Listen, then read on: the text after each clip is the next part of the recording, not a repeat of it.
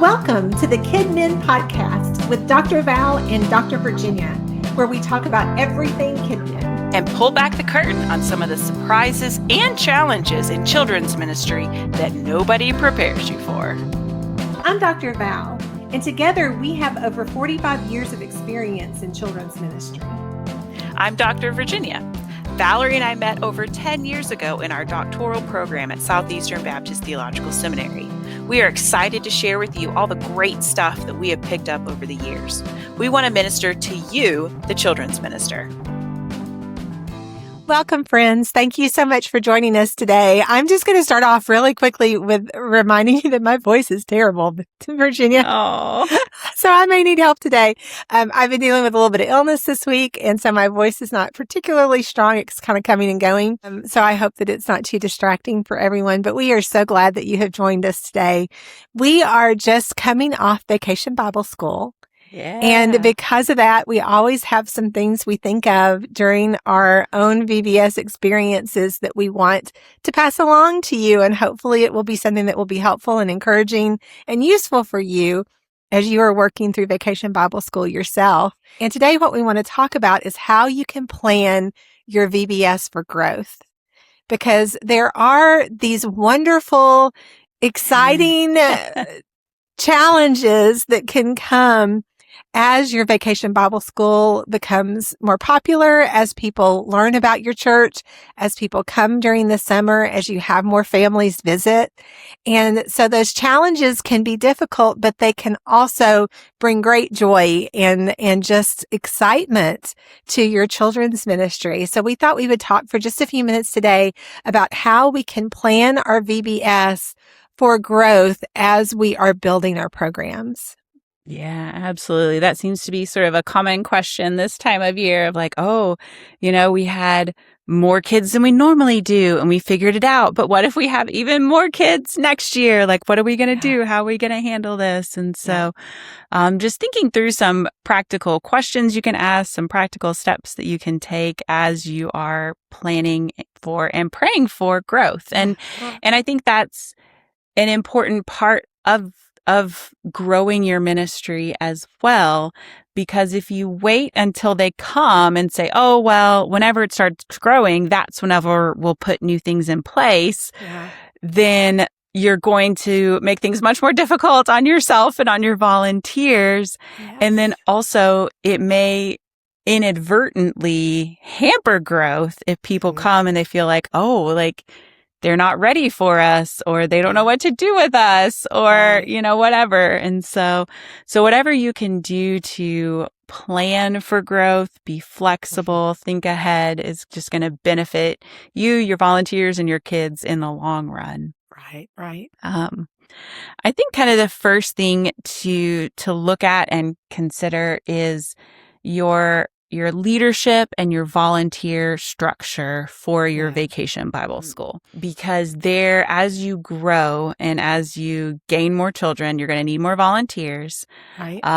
And there are going to be, if you are particularly like the children's director or a VBS director, there are going to be certain tasks and responsibilities and things that you will have to offload off of your plate and delegate to other people as it grows, as the responsibilities and the needs grow. And so thinking through your volunteer structure and your leadership. Yes. Starting with that kind of delegation component, which is hard. It can be hard for a lot of us. One, because there's things that we enjoy doing that maybe we have to hand off because it's not really a priority. Or two, we're so used to doing things in a certain way. It's hard to let go of it and let someone else try to do it their way. Yeah. Yeah. I have that little issue sometimes. One of the first things that I certainly realized that I had to let go of at a much larger VBS that I loved was decorations. I had a season years ago where I was just a volunteer at a smaller church. And I loved doing our decorations just because it was fun. And I loved decorating the stage and going all out and, transforming everything. And it was so fun. But at the end of the day, as much as I love that, it is not a priority or the best use of my time as the children's ministry leader or as a VBS director. So that was one of those things where I had to let go of. And thankfully, there are lots of other wonderfully creative people who love to do that and can do a wonderful job with it. Well, and that's one of those responsibilities that works really well for people who maybe don't necessarily feel comfortable working with kids directly, or they don't feel like they have the skills to be able to teach or to lead or to do other types of things. And so that's something that, you can really hand off and let somebody use their own creativity and just be able to really give of themselves to the ministry in a way that they will be very excited about. And it is hard because it is really hard when we have those things that we love to do. Or like you said, I am very guilty of, I want things to be a certain way. And so I want to make sure they're done correctly. But there are some things like that we can hand off to somebody and let them feel a part of the ministry, and also take a little bit of that off of our plate so we can focus on the things that we need to be focusing on in our role as a ministry director, as a children's minister. Yeah. And thinking through administrative needs as well, because again, that touches on maybe individuals who have administrative skill sets, but aren't going to feel comfortable like teaching or leading in VBS, but they can help you build your rosters. They can help you monitor registration. They can help you order supplies. And so, thinking through some of those more administrative tasks that can be delegated out to other leaders. One thing that is in my life and in my world so helpful is that within our VBS, we have like directors, we call them, or key leaders basically, over each rotation. And so there is like one head person who is planning the crafts for all the age groups. And so that one person has this giant master list of supplies. And I asked them, they were able to just build like a wish list in Amazon, and we were able to just get it all. It was very, very simple. Or one single person who is over rec or over missions or whatever, and they are gathering everything that's needed.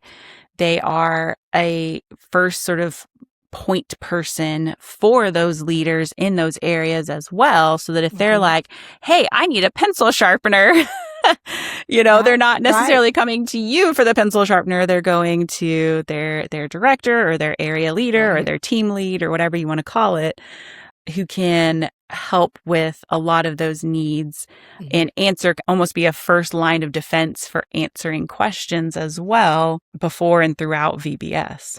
Right. And one of the things that I try to do very strategically at Vacation Bible School is to essentially create a sort of volunteer pipeline. One, because VBS can be in some ways a sort of low stakes ask to get people initially involved in the ministry, because it's just 1 week or 3 days or, however you do it. It's a limited thing. And it gives people a great opportunity to come try out serving in the kids ministry without having to commit to a whole year or a long period of time. And so creating a volunteer pipeline for people to easily sort of on-ramp into kids ministry. And then also within that, having opportunities for people to sort of level up their skills. So maybe last year was their first year at VBS, and their job was just to move kids from place to place. And they didn't have any teaching or leadership responsibilities. But then this next year, you're going to ask them to be an assistant teacher under a lead teacher who has taught VBS forever and is a wonderful person to mentor them. And so they spend a year sort of being mentored in a leadership or a teaching role.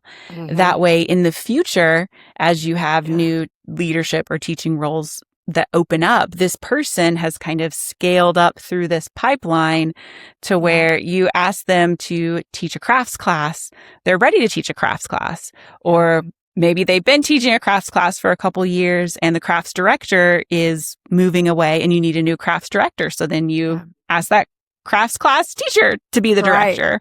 Right. And so intentionally sort of leveling people up through that pipeline is a way to create future leaders for future needs in VBS and to be strategic also as you grow. Maybe this year you only need 2 crafts classrooms, but you're growing and you want to plan for 3 next year, and you've already got a couple of assistants who are in a good position to be asked to step up and lead next year. Yes. And so I think strategically creating that pipeline is a super helpful way to for your future self to thank you.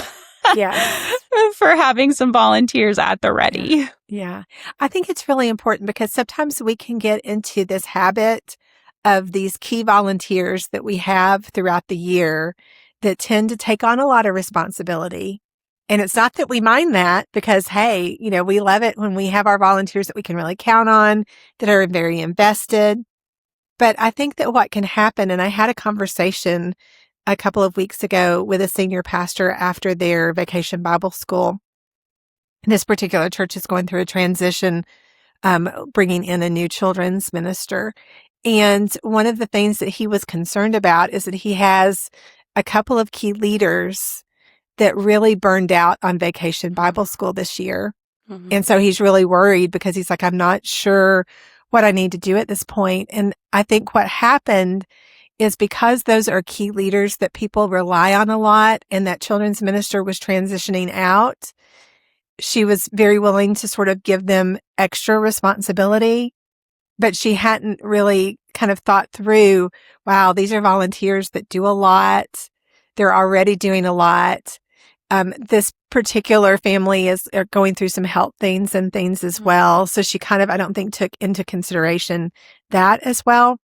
And so the senior pastor was sort of like asking me, I'm not exactly sure what I need to do here because I'm afraid I'm going to lose these key volunteers because we burned them out during vacation Bible school.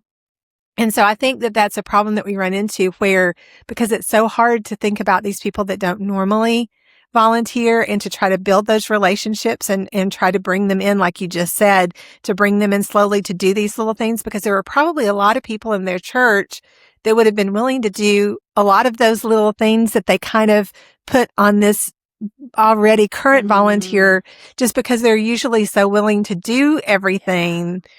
If that's making sense, that it's, you know, that they're just, that they automatically take it on. And I think it's our responsibility as the leaders to really look at, am I overtasking my current volunteers? Am I recruiting enough people to just come in and do this one small thing? So that's one more thing that we can take off the plate, but also where we can bring these people in that don't normally serve in children's ministry and let them see how we can use their gifting without them being overwhelmed about, but I don't work with kids. Oh, that's fine. You don't have to work with the kids. We have, you know, if you can just bring pizza this day, or if you could just do this day, or help us build the set this day, as opposed to asking these core leaders to do all of that because that's kind of what they've always done. And so I think it's really important for us to look at that big picture when we're thinking about how can we bring other people in from other ministries to help us during these key events. And I think, and we have to be super intentional about going out and having those conversations because most people are not going to feel comfortable being like, oh, hey, I built sets for the plays in college and I can help you with decorations, because they don't want to feel seen as, oh, I'm going in and saying that this decorations person who's been doing it for 20 years isn't doing a good job. And like, that's why I'm showing up and saying, like, people don't want to feel like they are imposing. They don't want to feel like, you know, like they are trying to wedge themselves in. Like, they want to be invited. They want to be welcomed. And then also sometimes people just like have no idea that their skill set would be beneficial or needed. Like it just never, they just never thought about it. Like maybe, Right. they're an accountant and they're like, oh, VBS is a kid's thing. Like, what do you they need me don't to need do? And it's like, oh, well, no, I need you to track all these expense reports from all of the stuff that we're buying. And they're like, oh, no, yeah, I can do that. I can build a spreadsheet and I can do that. Yeah. And so but I think it takes us going to people and asking and saying like, hey, I see that you have this skill set. I see that you have this strength. Here's a way that you could use this to help us with VBS. Like, are you interested? And so I think it really does take us reaching out and asking people. And just like what you said too, I think having strategic, non-teacher roles, non-leader roles, where again, if someone says, well, I don't know how to teach. I don't know how to teach kids or whatever, that you do have those other roles where like, oh, hey, you don't need to teach, we just need you to handle this aspect of registration. We need you to, stand at this door and open it whenever the kids are coming in and make sure it's closed and locked whenever they, get in. And like, there's just different roles that people can have in VBS that can get them to serve even if they don't feel comfortable teaching. And then also just kind of expose them to VBS, because I have found that, people who come for a year or two and enjoy it and think it's fun, then sometimes on their own come back and say, that was a lot of fun. I know I wouldn't normally do XYZ, but I think I want to try helping out in this way next year. And so it just gives people that exposure that they need to see what the needs are, to see what it's really like, to see that maybe it's not as scary as they thought it was. I know. and, and just be a part of it. So, for sure. Oh, yeah. I think one of the things that can be a little difficult, and again, I want to say this with all the love in my heart that I can, but sometimes we have people that we know are equipped and talented to do certain jobs, but there are just things that they would rather be doing because their friends are doing it, or because it's a lighter job, or it's more fun for them. And I find like that maybe that there might be people that could be really great in a classroom, but they love hanging out at the registration desk with their friends. And so it's when we can have these intentional conversations with people to build up their talents and their gifting, to help them see, oh, I know that sometimes the registration desk sounds like lots of fun, but I really need a leader in this classroom because I have other people who can't physically be in a classroom that I really would love to have them be involved and be at that registration desk. And I know that there are some of those conversations where you have people that say, I won't help unless I'm doing this. And that's fine. I understand that.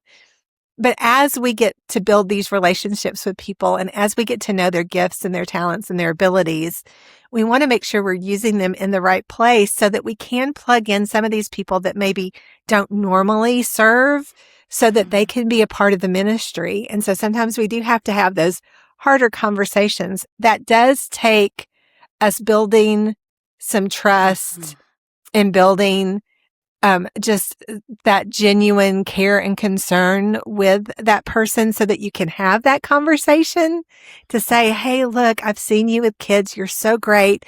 Could you please, just for this 1 week for me, hang out here in this classroom so that I can pull this person in for a registration or something, that they can do.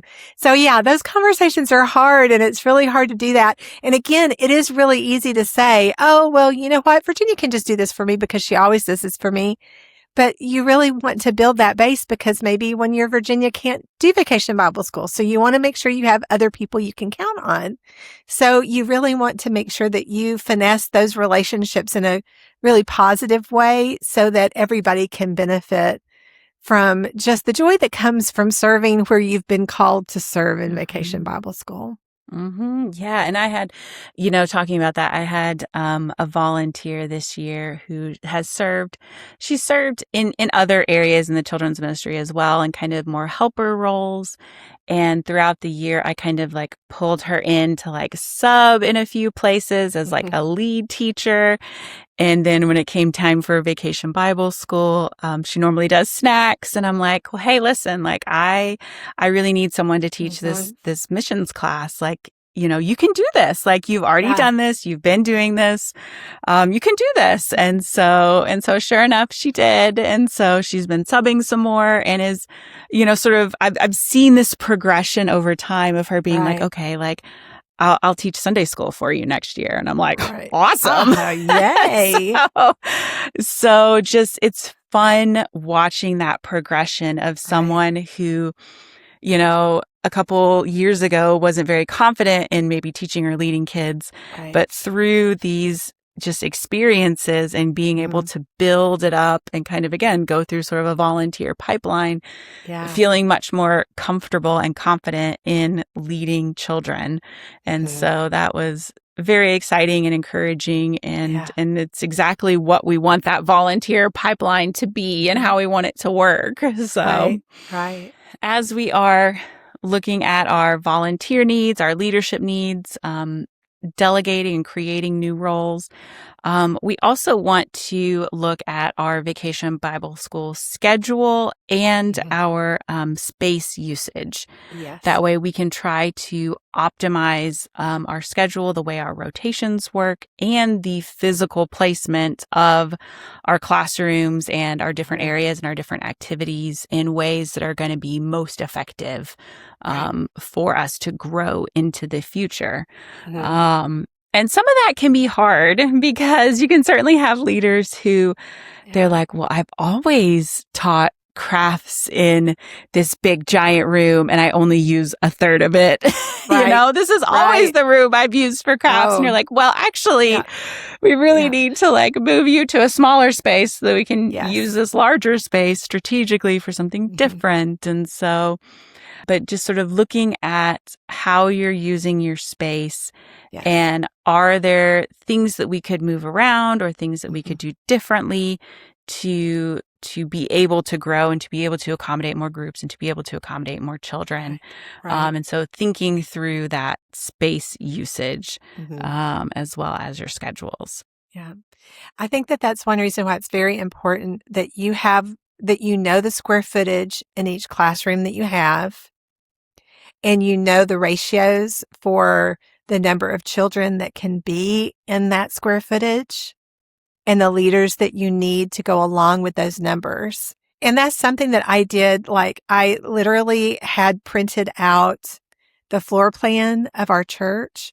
And I will say I've been in churches small enough that we didn't have floor plans. I built my own floor plan, on my computer. So, if you say, well, we don't have the floor plans, then you can just build one out yourself.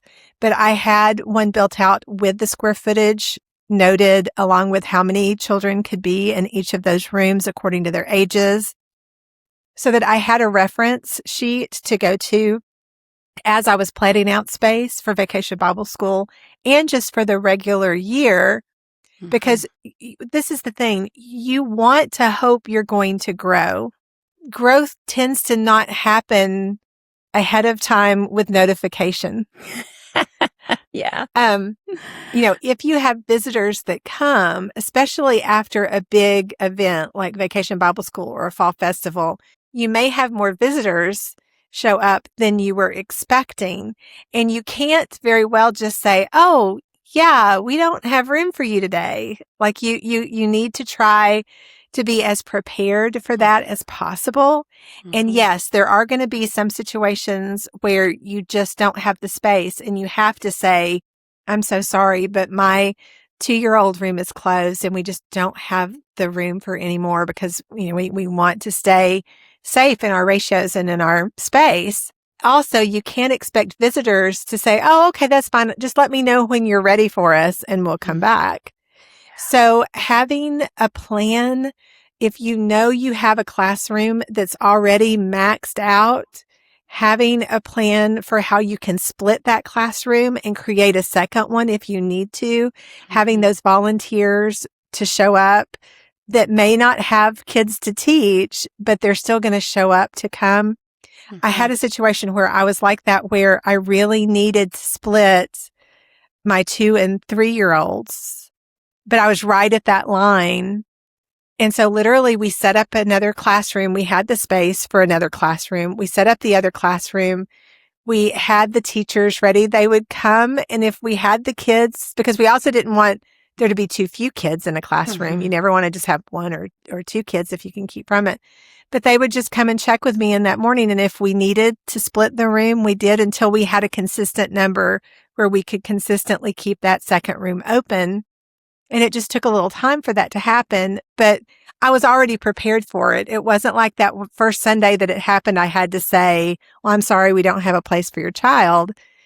But we were able to accommodate, but sometimes it takes a little time for that growth to happen. And it's the same for Vacation Bible School. You have to be ready for those numbers because you never quite know how many you're going to have. And if you are working with very small spaces, then you do have to be prepared to be able to open up another room at a moment's notice. And so you want to think about those numbers and have that in your mind so you know, okay, if I have that many second graders come and my room is too small, then I know that then I'm going to have to open up a second classroom and this is how I'm going to split that. Well, and that also, you bring up an excellent overarching idea about growth as well. And this was not original to me. I had a professor say this once and I felt like it made so much sense. He said, okay, well, think about living organisms, humans, whatever. How do we grow? It's not that you're one cell that just gets huge.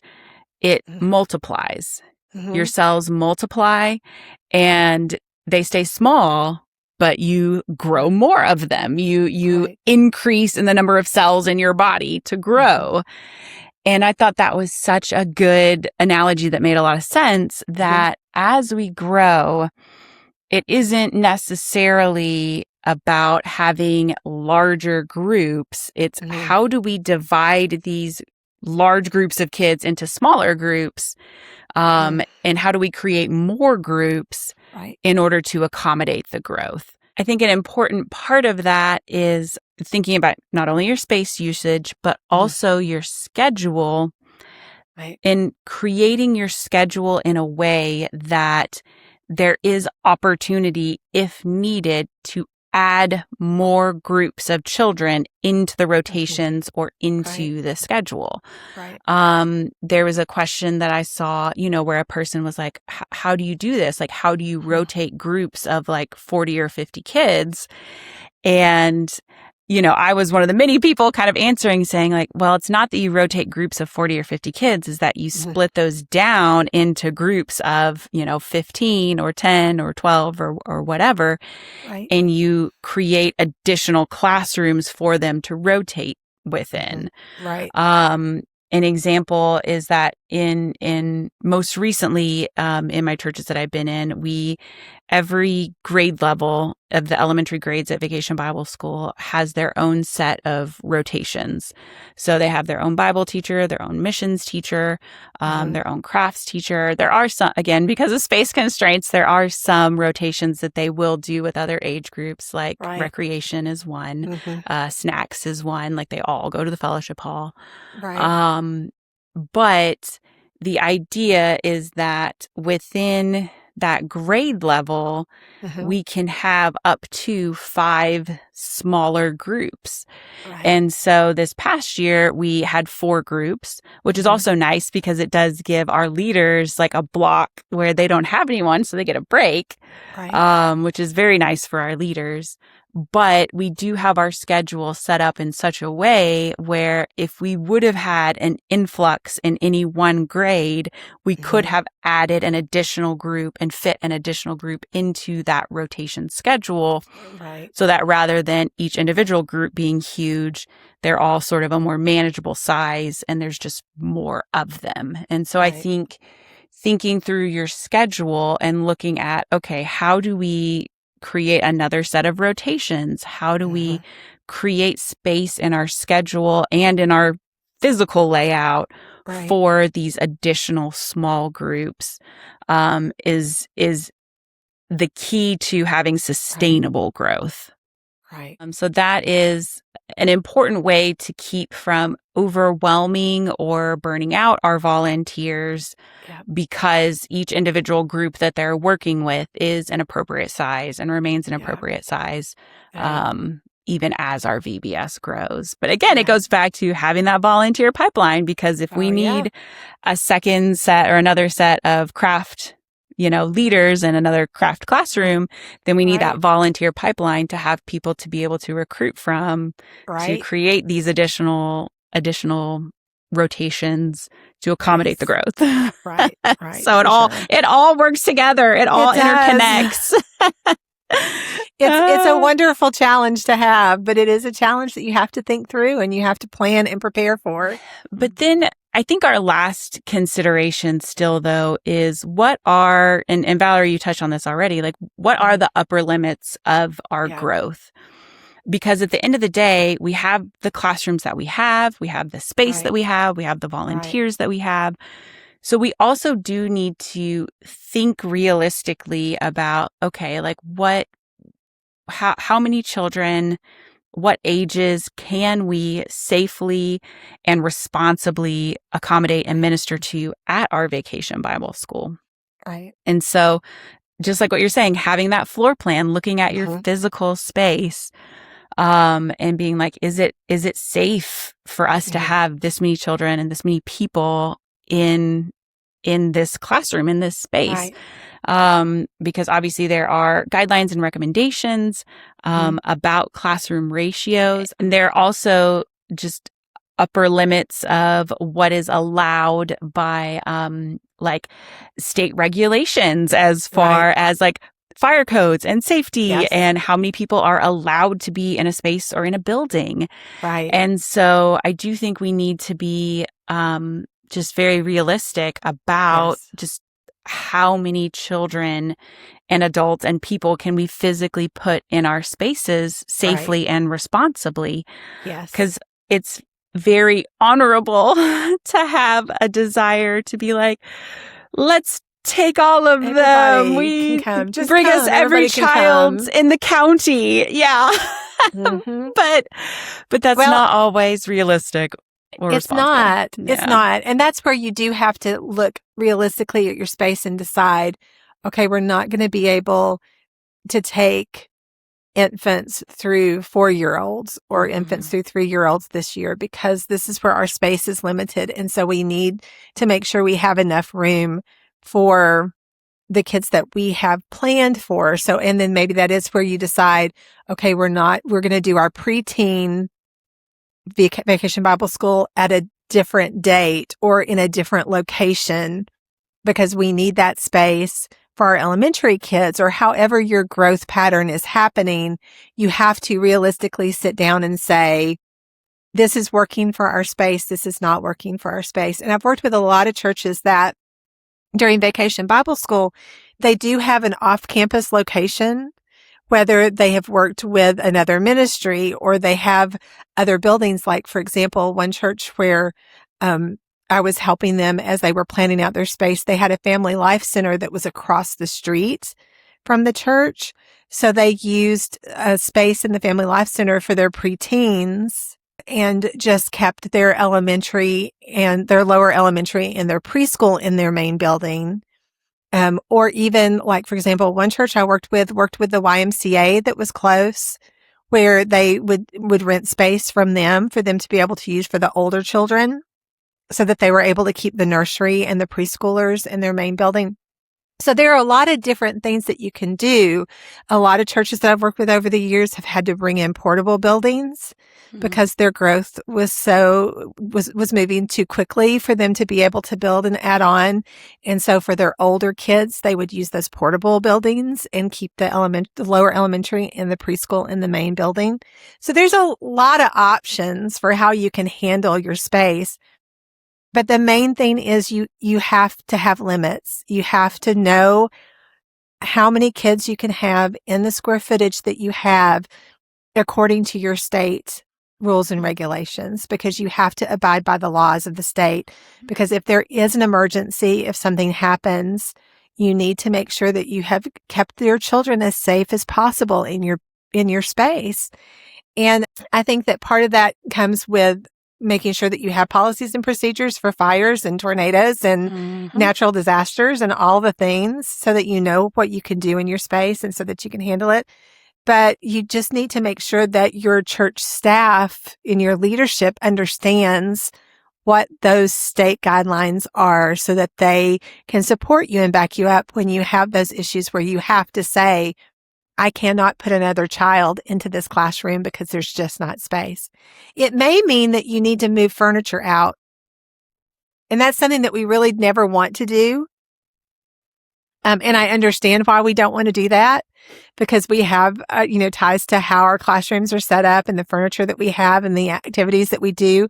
But sometimes tables and chairs have to come out. Sometimes we have to make more square footage for space and that means that kids may have to have snack on a carpet on the floor or there may be things that have to change in how you do the work.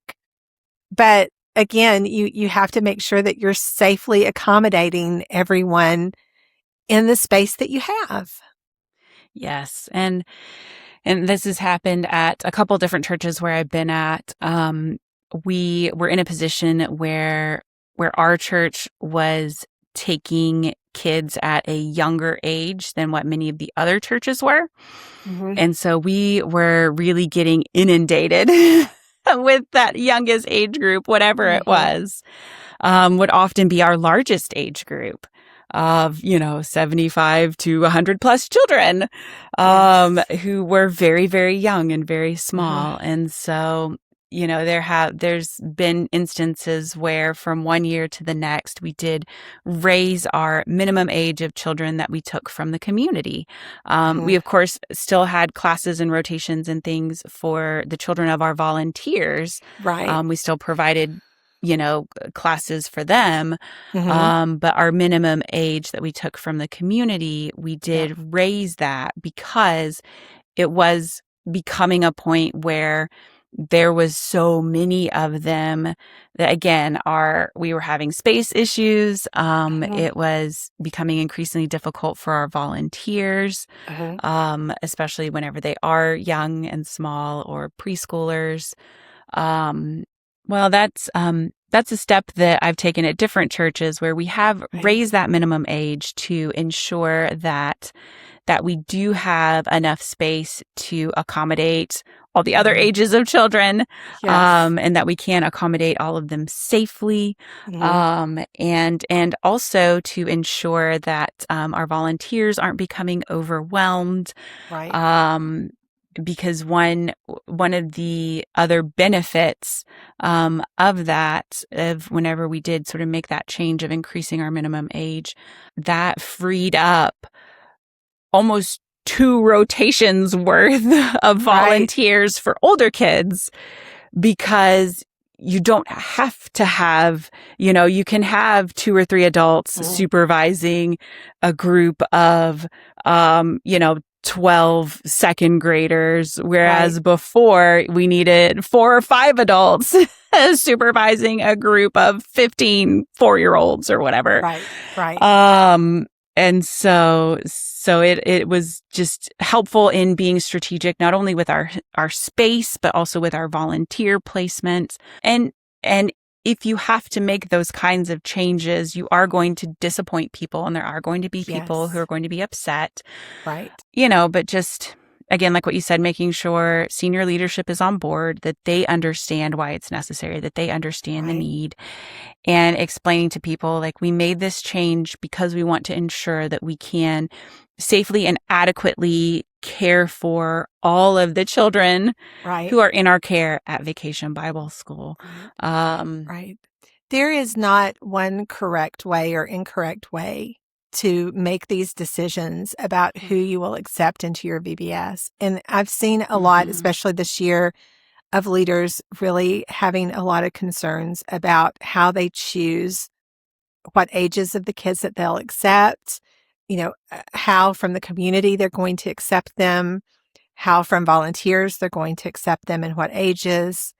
And it really does come down to, usually it comes down to your space and your amount of volunteers. But this is something that you have to have a meeting with all of your senior leadership in your church. And you guys have to decide as a church, who are we opening our Vacation Bible School to? And what is our purpose? What is our mission? What's our goal with this? Are we looking for how to reach out to our community in certain ways? How are we doing that? And that may mean that you cut off the ages, not that we don't want preschoolers in our church, because we do, and we love teaching them, but it's just the realistic expectation of how many volunteers you have and how much space you have. And churches find a variety of ways to handle this. In my heart, I never want to turn away a child from Vacation Bible School.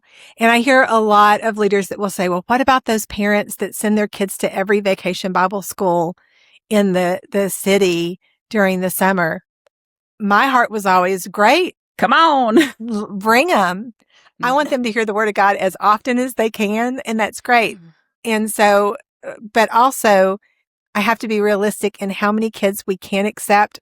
Are you doing the VBS just for your own church? Are you wanting to reach out to the community? Maybe you have two separate VBSs if your numbers are just so high, where maybe you can have an internal VBS that's just for your church kids. And then you do have one that you open up to the community. There's a lot of different ways that you can solve it. There's a lot of churches that will charge for Vacation Bible School and some that do not. There's a lot of things that you can look at. And I think that my heart here is that as a church leadership, you need to come together and decide, why are we doing VBS? Who do we want to do VBS for? What is our purpose? And then make those decisions from there and come together as a unified group of, yes, this is why we've decided these are the ages that we're going to accept in Vacation Bible School. Well, and I'm going to say something that's maybe a little bit controversial. I don't know. You can tell me if you think it's controversial, but forget that. One comment that I felt like I got a ton of times at a point whenever we were taking preschoolers from our community would be, I'll get this comment all the time from parents saying, oh, my child has never been to a preschool or a daycare or anything like that, but they're going into kindergarten soon, or they're going into kindergarten in the fall. So I'm sending them here to get them ready for kindergarten. And I understand why parents would think that. And also from the perspective of a VBS, of a leader over VBS, even if we try to stack that area with as many professional teachers as we can, right, we're still going to have a lot of volunteers in that area who are accountants, who are real estate agents, who are people in these professions that are not education, who are not trained kindergarten teachers, who know and understand how to help a child who has never been in a routine educational environment before. These are volunteers who just love kids and want to serve Jesus and want to serve their church. Right. And it's really not fair to put that on these volunteers who are not professional teachers. That expectation that they are going to be the pre-kindergarten trainer. Yes. Like, that is not fair to ask them to do that. What we're asking them to do is to love kids and serve them at Vacation Bible School. Like, we aren't asking them to prepare them for kindergarten for 3 hours a day in 1 week. Like, that's too much to ask of our volunteers. That's not realistic to expect of the children. I mean, if you talk to a kindergarten teacher, they're not going to tell you that after the first week of kindergarten that they know the expectations and have the routines and are used to it and are ready to go for the rest of their schooling career. No. That's not how that works. And so I sort of, my personal feeling and conviction that I came to is that this really isn't fair to ask of our volunteers, especially whenever our groups within that age group were roughly the size of a real kindergarten class. Like, our precious volunteers who love Jesus and who love kids are just not prepared and equipped to be a kindergarten teacher to 20 kids who've never been in school before and don't know anything about any of this, and they don't know our church, and they don't know our people, and they don't know anything about what's happening and why their mom left them here and what's going on. And that's the thing. I've had so many over the years, especially when I'm talking about ratios and leadership.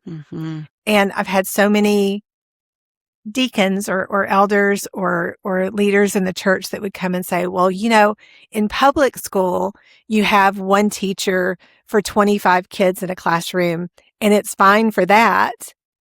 And I want to say, I understand that's a regulation for the state for public education, but you're also talking about a teacher who has a degree in education, possibly a master's in education, that knows how to manage a classroom of 25 children. The majority of the leaders at our church that teach Sunday school are volunteers that don't have the training or the background, but just want to share the love of Jesus with their kids. And so that's one of the reasons why there's the 2 adult per classroom rule for churches that aren't necessarily the same classroom rules that you're going to see in a public school. And so you can't have those same expectations, especially when you're talking about preschoolers or children that have not attended a school before. That church is not where you get that training. That's not what church is for. And so I think that also it makes me think of the conversation that I have with a lot of parents who want their very young preschooler to be in an older classroom because you have that cutoff. Say that you only allow kids that are in kindergarten, that have just completed kindergarten, and I'll have maybe a parent of a 3-year-old or a 4-year-old that says, but they're way above, their grade level in their reading and their skills and what they're able to do. And I understand that, and that's wonderful.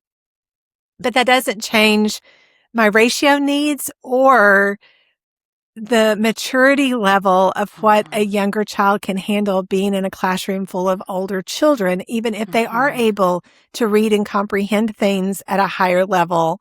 That doesn't mean that they are emotionally and socially ready to be in a classroom with a lot of older children. And again, I have volunteers that are leading that don't necessarily understand that. And so we're asking them to do something out of their depth when we put younger children in older classrooms just because the parent's insisting on their child attending when we don't have those aged classrooms available.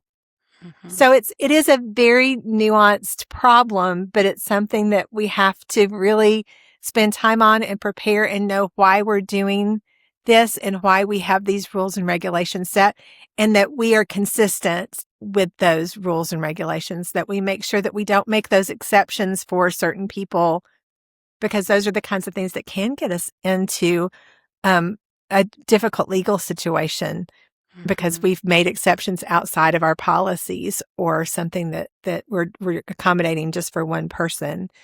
That's bigger than just this one tiny situation.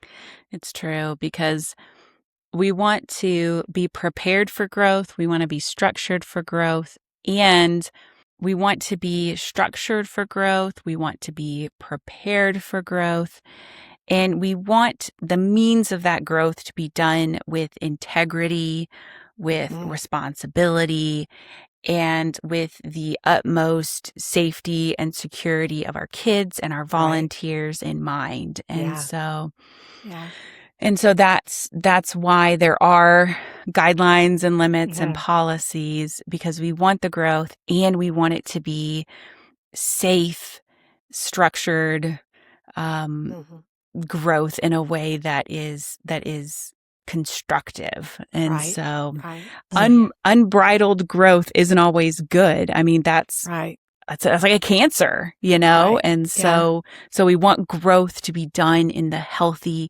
way with integrity. Right.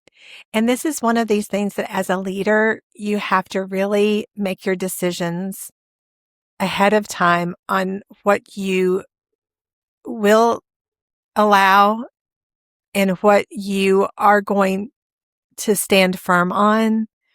You have to make those decisions of what hill will you die on. And for me, safety and security was always that line.